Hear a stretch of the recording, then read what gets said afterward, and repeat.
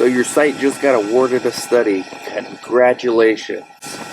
Now what? Hey Guru Nation, thank you so much for watching. Make sure you like, subscribe, comment, share. It really means a lot to me. Look, the industry is busy right now.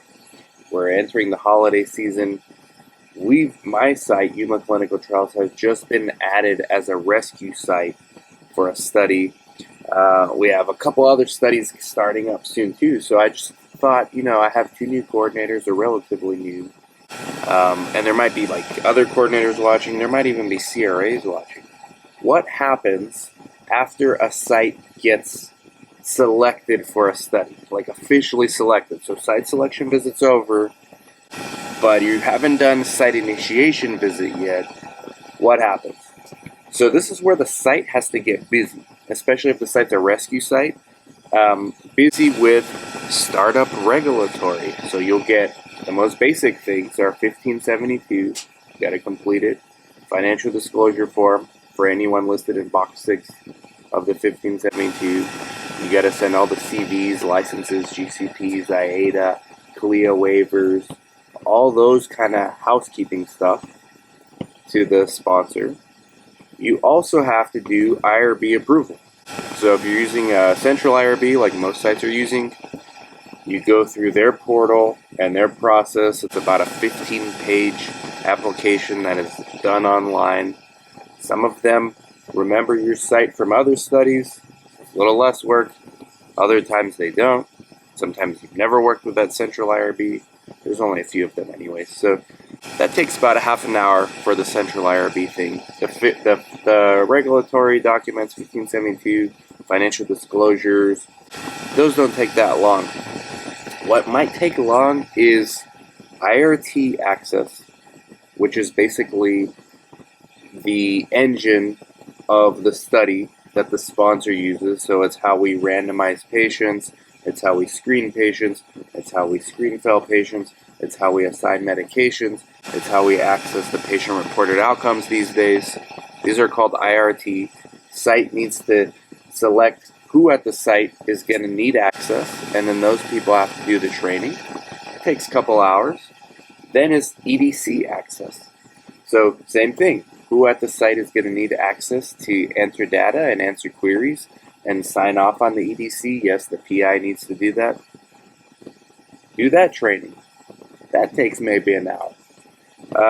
Next is site information form or something along those lines. So who at the site is responsible for receiving lab kits? Who's responsible for receiving ECG? Who's responsible for ordering supplies? Who's responsible for receiving investigational products? All these kind of miscellaneous admin things go into the site information form, which the sponsor usually requests so that they know who to send things to. If you're like most sites in a small site, most of the stuff goes to the study coordinator, which is you, or in this case, me and my staff. And you can put multiple people on these things as well. They usually ask primary and backup and things like that. Then we get to some of the more interesting stuff, which is really study specific. So using vendors in the case of imaging, for example, X-ray vendors, MRI vendors, ophthalmology vendors, gastroenterology vendors. There could be vendors for a number of things that are study specific that you may not be using for all your trials, but you definitely use for some or at least one of your trials. This is the most challenging part for sites, is getting the staff members at these vendor companies up and running and trained, because oftentimes these individuals are not used to doing things for research. So sometimes you might need them to do their good clinical practice training. I know it sucks, but sometimes they have to do it. Other times they have to do sponsor-specific training and then get access to certain portals, because all these vendors, whether it's imaging or any other particular assessments, usually come with their own portal. I know it sucks. And as a coordinator, you kind of have to manage the process. And as a CRA, you kind of have to follow up on the process of where they're at. It could be vendors for all kinds of things. We have a diabetes study. There's a continuous glucose monitoring vendor that we have to use. It's a household name. It's this little CGM device we put on patients. That has its own portal. We have to do training for that. I just did an hour training yesterday on this. So it's all kinds of these little trainings that are very study specific after we get to the general clinical research things that you have to do for most studies, like IRB, regulatory documents. I forgot contract and budget. You got to do that. Shout out to Chris. He's doing our contract and budgets, getting super busy on that. So this is kind of what happens. Then you start receiving supplies. You start receiving lab kits. You start receiving ECG equipment sometimes. That's another vendor you have to do trainings on usually is the ECG. Usually there's a handful of vendors. The sponsor picks one of those vendors. Sometimes you have to do training on the patient-reported outcomes, which is part of the IRT. So all these things add up. And it adds up to real man hours, women hours, coordinator hours, really. And unfortunately, PI and sub-Is as well. Sometimes you need blinded and unblinded staff for your studies.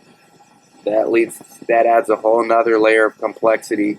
But I'm trying to keep this simple. So in a nutshell, that's what happens post-site selection visit, pre-site initiation visit, and then the SIV occurs where they make sure that you have, oh, another thing I almost forgot, you got to create your source documents for the study. Most sponsors don't provide source documents anymore. So you got to create your own source documentation. Once you have all that in place, you're ready for your site initiation visit. Once that's done, and the trainings and all that stuff, training logs, all those things kind of get triggered at the site initiation visit, which I've talked about in other videos. You can start screening patients, hopefully. And that's the process. Hopefully it's not too complex. Hopefully it helps to shed some light on this and demystify. Like, subscribe, comment, share, Guru Nation. Take care.